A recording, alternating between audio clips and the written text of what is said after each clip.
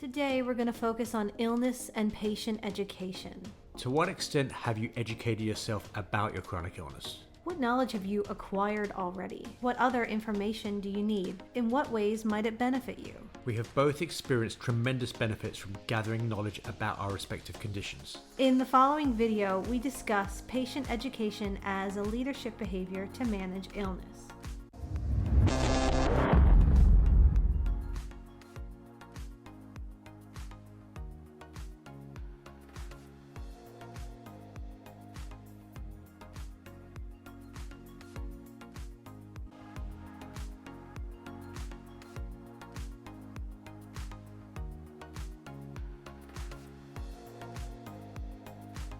For most of us, sticking to self-management practices are a key to life with chronic illness. But what does self-management actually mean? What are the benefits of introducing new self-management techniques?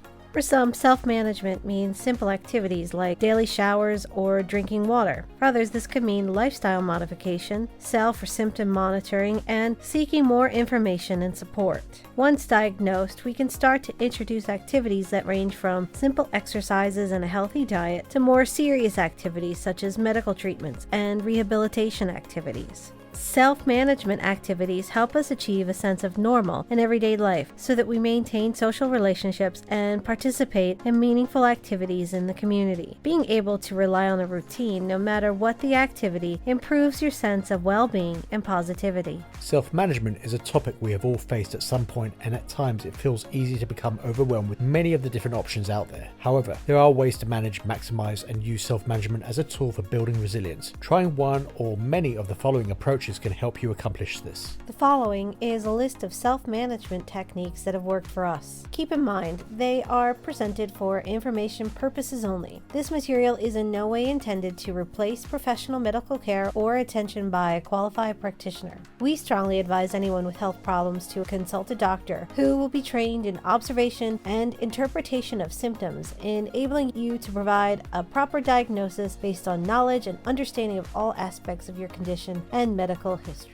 Benefits of patient education during chronic illness. Now, living with a chronic illness is a time of uncertainty. We're unsure of outcomes and how illness will affect not only our longevity but also our day-to-day lives. We don't know what is going to happen and how best to manage. It's at this point that it's essential to get advice, but we aren't sure where to get it from. These unanswered questions cause anxiety, depression, and feelings of disempowerment, as well as a lack of faith in our ability to cope with the illness. Among many other self-management changes, patient education can alleviate these feelings of uncertainty.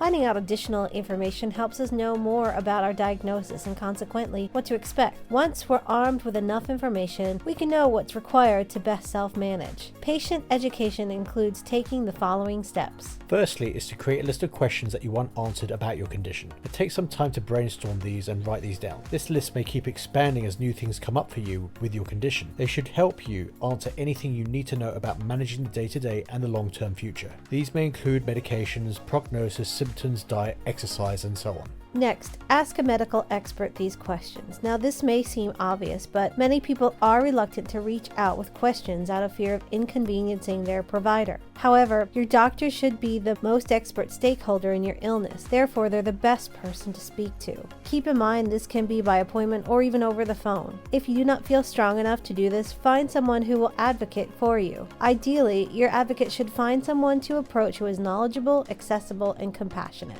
Next, there's regular reading. This may be from books, literature from your provider, or other online resources. Each of these can be an excellent reference point if you need an immediate answer or your provider is not available. It will also help you to consider additional questions which you have not already thought of. Be sure though to use a critical eye when seeking out information online, as nothing replaces the advice from a medical professional. Next, regularly watching videos. Interested in exercise modifications? Are there shortcuts to simplify your morning routine? Is there someone who's already journaled their journey with chronic illness? Searching for life hack videos is an excellent resource in self-management. Finally, joining illness support groups. Now, there are many support groups on websites like Facebook and various others which are moderated by people who've gone through a similar experience. Along with thousands of fellow members who have shared your symptoms, they can answer your questions very quickly. None of these activities require you investing hours of your time, especially if your energy is limited. However, a minimum of a few minutes each day is likely to provide you with the following benefits. Number 1. Feeling in control. The fact that you're learning something will help you feel like you're taking charge at a time where much of life may feel beyond your control.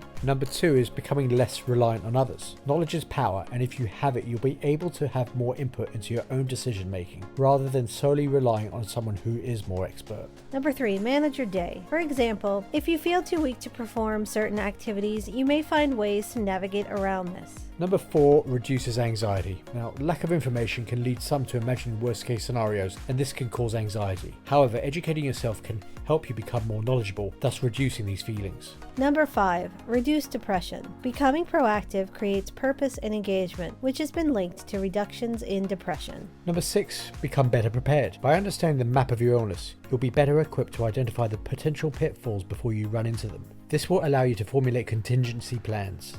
Number 7. Enable you to make plans. Knowing what to expect will enable you to determine what you can still plan in the short or long term, as well as what to let go of. Number 8. Improve long-term outcomes. Now, it goes without saying that your chances of living a more manageable life improve if you're armed with knowledge on how to manage your illness. Number 9. Benefits others. If you become knowledgeable about living with and managing your condition, you'll be in a strong position to benefit and guide others.